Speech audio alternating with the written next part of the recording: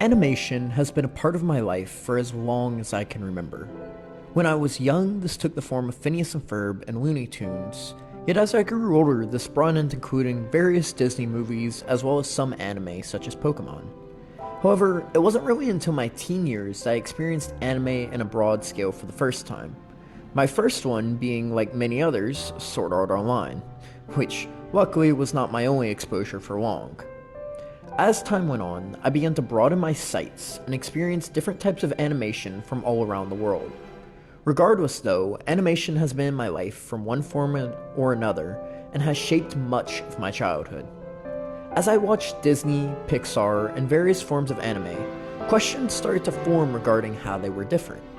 Of course I noticed differences in drawing style and techniques, however, there was a fundamental difference regarding how they told stories.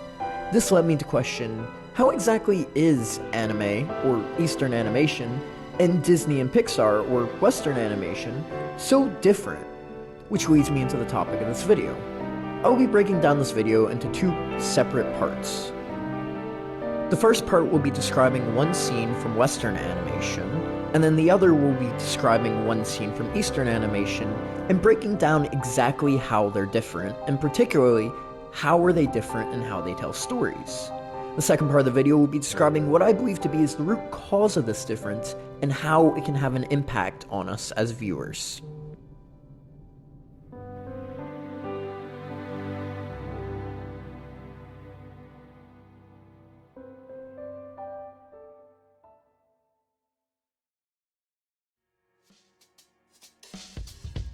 Both the Eastern and the Western world have a very unique way of telling stories. The Western world tends to focus on a character's inner turmoil and struggles to drive action and develop characters, whereas the Eastern world tends to use the situation that the characters are in to drive their actions and development.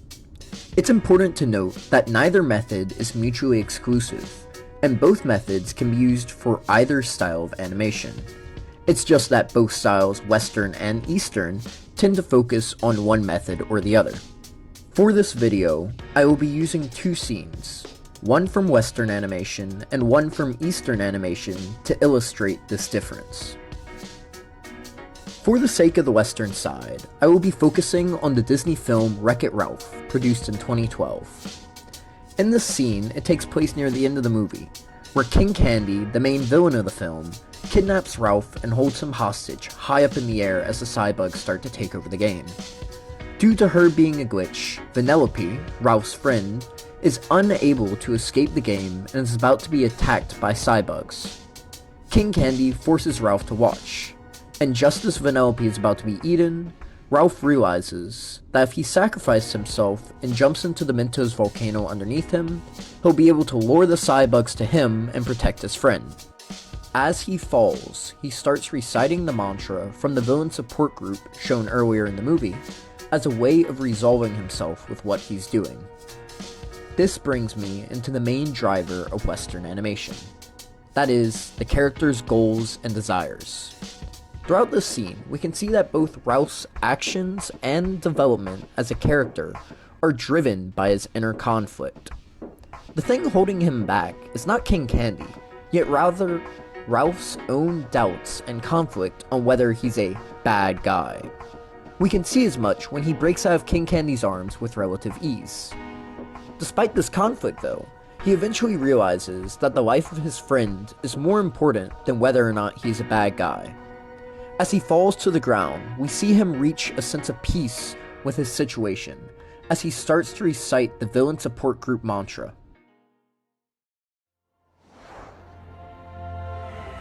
I'm bad, and that's good. I will never be good, and that's not bad.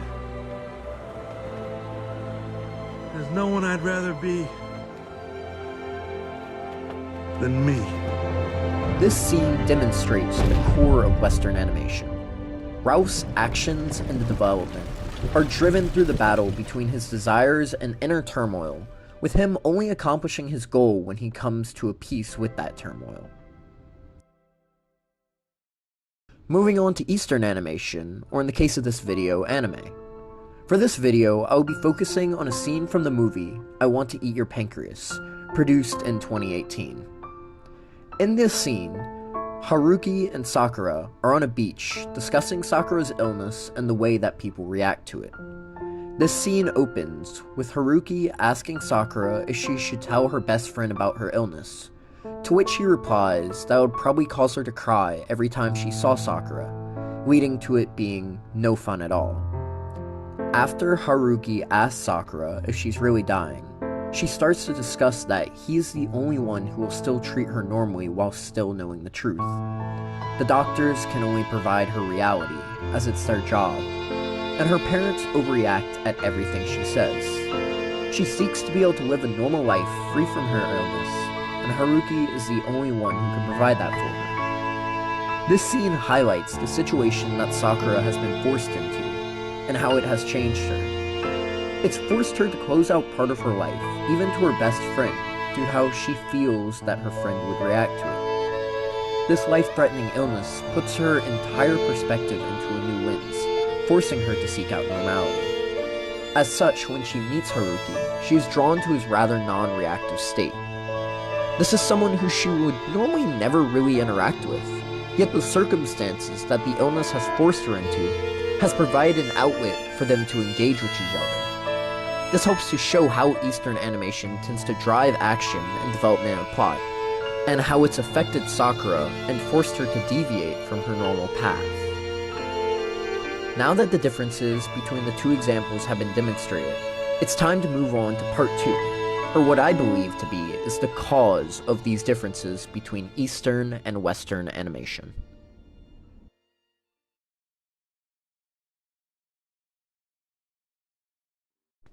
While I have established the differences in Eastern and Western animation, I have failed to answer why each style tends to use a different method.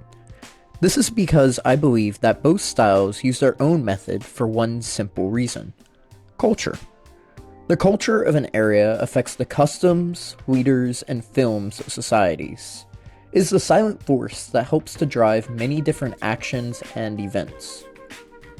It can even go so far as to affect the everyday actions of people and how they view others, forming what is known as stereotypes. It surrounds every part of our lives and affects many of our day-to-day decisions. Thus, it is logical to assume that a main driving factor of animation is the culture that surrounds it. America has what is known as an individualist culture, or one that emphasizes the moral values of an individual over the goals of a group. This can be seen demonstrated in multiple examples across America, including the Constitution, the concept of freedom of speech, modern liberalism in America, and famous innovators like Steve Jobs. It can even be seen in many different films, such as The Wolf of Wall Street and There Will Be Blood. Individualism is baked into the American life, from the entertainment to the politics and to the leaders of corporations. Conversely, Japan has what is known as a collectivist culture, or one that emphasizes the goals of a group over the moral values of an individual.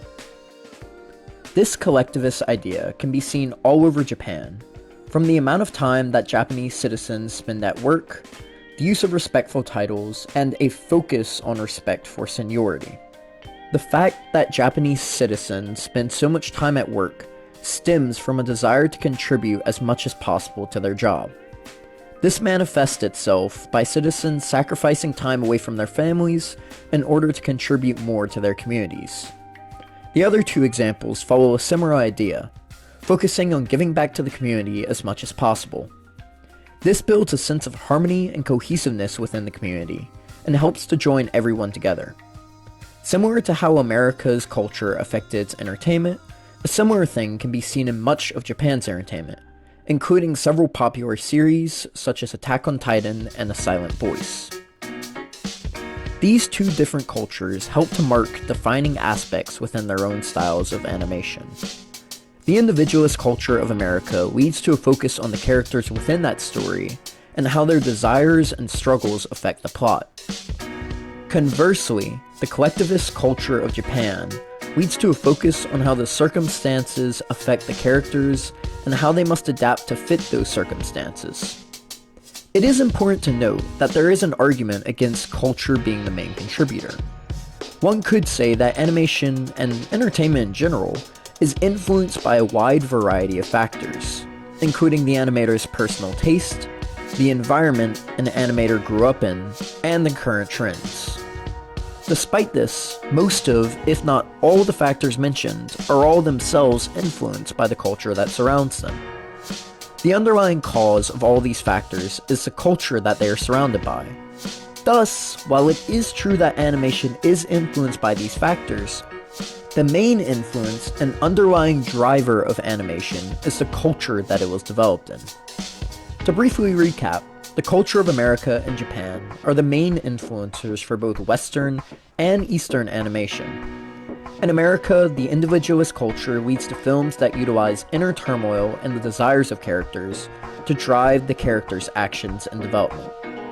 In Japan, the collectivist culture leads to films that utilize the situations characters are in to drive their actions and development.